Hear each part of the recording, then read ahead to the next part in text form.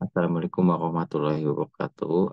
Perkenalkan nama saya Farid Gani. Di sini saya akan mempresentasikan SOKA, Student Oral Case Analysis, asuhan perawatan pada Nyonya S dengan stroke non-hemorrhagic di ruang IGD RSUD Prof. Dr. Margono Soekarjo Pavilion Biasa Geriatri dengan NIM itu 23010404015.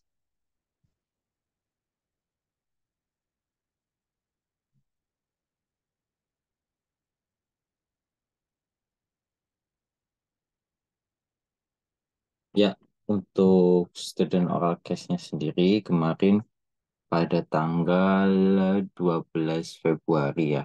Jadi 12 Februari itu pasien datang Nyonya S dalam keadaan penurunan kesadaran. Nah, untuk riwayat sendiri ini ternyata ibunya sudah punya stroke 3 tahun yang lalu. Nah, sebelumnya sudah pernah mengalami perbaikan atau kondisinya sudah membaik setelah 3 tahun yang lalu dan punya riwayat hipertensi. Nah, untuk yang uh, uh, faktor yang dapat dimodifikasi itu yaitu umur, yang tidak dapat dimodifikasi ya, umur, ras, jenis kelamin, genetik, dan riwayat stroke 3 tahun yang lalu. Dan faktor yang dapat dimodifikasi itu hipertensi, karena hipertensi bisa ditekan atau dimodifikasi dengan penggunaan farmakologi atau obat-obatan. Karena terjadinya kekambuhan, mungkin diakibatkan karena hipertensi juga jadi penekanan intrakranial ya, terbentuknya trombus di arterial dan emboli, sehingga menyebabkan penyumbatan pembuluh darah di otak. Nah, sehingga karena terjadinya penyumbatan pembuluh darah di otak, terjadilah penurunan suplai O2 ke otak yang mengakibatkan iskemik jaringan pada otak. Nah, pada iskemik jaringan otak ini mengakibatkan dua kemungkinan, yaitu hipoksia dan shock neurologik. Nah, untuk hipoksianya sendiri mengakibatkan stroke non-hemorrhagic karena posisinya itu tidak mengalami pecah pembuluh ya. Terus untuk sehingga mengakibatkan iskemik pada arteri cerebral media yang mengakibatkan gangguan gustatory area yang mengakibatkan kelemahan daerah pernafasan, terutama daerah torak ya, sehingga mengakibatkan pola nafas tidak efektif berhubungan dengan gangguan neuromuskular dan gangguan neurologis. Nah, untuk shock neurologiknya sendiri, metabolismenya mengakibatkan metabolisme anaerob meningkat yang mengakibatkan penumbukan asam laktat sehingga peningkatan tekanan intrakranial yang diakibatkan oleh hipertensi. Nah, jadi risikonya itu bisa ke perfusi cerebral tidak efektif berhubungan dengan hipertensi. Untuk diagnosa yang pertama, DO-nya sendiri pasien terlihat berusaha untuk bernafas. Spasme jalan nafas, tanpa gelisah, gerakan dada asimetris, terdapat retraksi dada, pernafasan tidak teratur. Untuk RR-nya sendiri 28 kali per menit, SpO2-nya 90 menjadi 98 pada saat penerimaan pasien di ruang IGD pakai NRM 10 LPM. Nah, untuk dadanya sendiri mengalami kelemahan di daerah eh,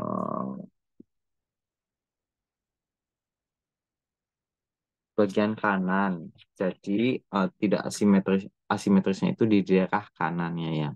Karena mengalami pelemahan sih itu.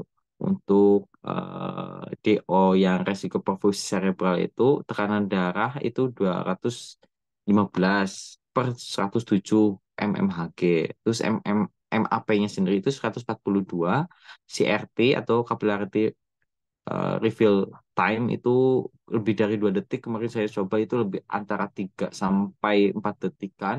Nadinya itu 64, GCS-nya 4, yaitu E1, M2, V1. Karena posisinya pasien tidak tidak sadar atau penurunan kesadaran. Terus tampak gelisah. Gelisahnya sendiri karena eh, walaupun mengalami penurunan tapi di motoriknya itu masih bisa bergerak tapi ya di skala 2. ketika diberi rangsangan. Jadi maksudnya tidak mengalami totalitas kelumpuhan. Terus untuk yang selanjutnya, yang setelah asuhan keperawatan yang telah dilakukan setelah dilakukan selama 1 kali 8 jam diharapkan untuk keluaran sendiri pola nafas membaik, yang dimana dyspnea menurun, penggunaan otot bantu nafas menurun, frekuensi nafas membaik, kedalaman nafas membaik. Untuk intervensinya itu manajemen jalan nafas. Terus untuk yang resiko perfusi cerebral setelah dilakukan tindakan keperawatan selama 1 kali 8 jam diharapkan perfusi cerebral meningkat. Yang dimana kriteria hasilnya itu tingkat kesadaran meningkat, gelisah menurun, tekanan arterial atau MAP membaik, tekanan intrakranial membaik. Yang dimana intervensinya itu manajemen peningkatan tekanan intrakranial. Nah, untuk implementasi yang diagnosis pertama itu yang prioritas memonitor pola napas, frekuensi napas, memberikan oksigen NRM 10 LPM. Terus yang implementasi kedua mengidentifikasi penyebab peningkatan TIK, memonitor tanda atau gejala peningkatan TIK yang di sini itu fokusnya di tekanan darah, memonitor MAP, memberikan posisi semi Fowler, mengelaborasi pemberian sedasi dan antikonvulsan. Yang di sini memberikan terapi sitokolin dua kali 250 miligram, manitol 200 cc dan nikardipin dengan kecepatan 11,3 ml per hour. Kemarin pakai 2 ampul dan kemarin instruksinya saya lupa terkait dosis mikronya, tapi kemarin setelah dihitung-hitung hasilnya itu 11,3 ml per hour kecepatannya. Yang dimana kemarin cuma 4 jam itu habis untuk nikardipinnya dengan volume 50 cc dan berat badan 75 kilogram. Untuk evaluasinya sendiri yang diagnosa pertama, S-nya itu strip karena posisi masih belum sadar, O-nya itu sendiri pasien terlihat sudah bisa dibantu nafas dengan NRM 10 fpm. Spasme jalan nafas sudah tidak ada, sudah tidak terdapat retraksi dada, pernafasan teratur, R 21 kali per menit, SpO2 98, NRM 10 LPM.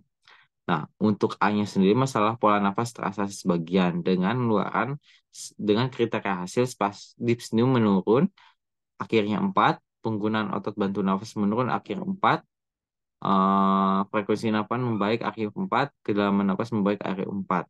Lanjutkan intervensi pasien pindah ke ruang HCU.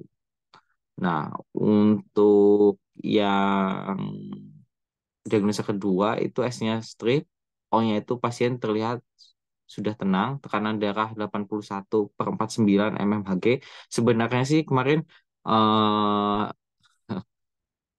untuk monitor tekanan darah itu kemarin dilalahnya eh, yang monitor yang sebelum terakhir, yang sebelum 81/49 itu rencana itu sudah dikonsultasikan untuk diangkat, tapi untuk instruksinya masih nunggu dokter. Jadi ini nikardipinnya masih lanjut. Jadi pada saat itu sudah habis, pas dan dicek lagi tekanan darahnya ternyata tekanan darahnya terlalu bawah dan dokternya pun kemarin eh, karena beliau pun masih belum yakin terhadap tekanan darahnya itu bakal stabil atau tidak, jadinya kemarin masih lanjut terapi dan ketika terapinya habis ternyata tensinya 81/49 mmHg. Untuk MAP-nya sendiri itu 60, pasien sudah dalam keadaan semi Fowler, terapi sitokolin,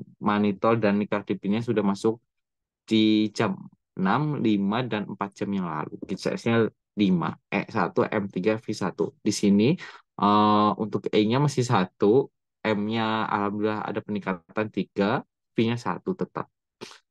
Yang dimana targetnya memang ditargetkan tidak masalah resiko perfusi cerebral tidak efektif teratasi sebagian memang targetnya. Karena itu kondisi pasien memang tidak bisa 100% terpulihkan ya, ataupun ya 85 atau 75% terpulihkan, tapi setidaknya peningkatan GCS. Nah, untuk tingkat kesadaran menjadi meningkat ya, meningkat 4 walaupun tidak signifikan, tapi target saya 4, terus tadinya 5 sih, tapi akhirnya ya 4 lumayan. Terus untuk gelisah menurun akhirnya 4, tekanan arterial rata-rata MAP membaik akhirnya 4, tekanan intrakranial membaik akhirnya 4. Lanjutkan intervensi, pasien pindah ke ruang ICU. HCU. Mungkin sekian presentasi dari Soka saya. Terima kasih atas perhatiannya. Bila ada salah kata, mohon masukannya dan dimaafkan. Terima kasih atas perhatiannya. Wassalamualaikum warahmatullahi wabarakatuh.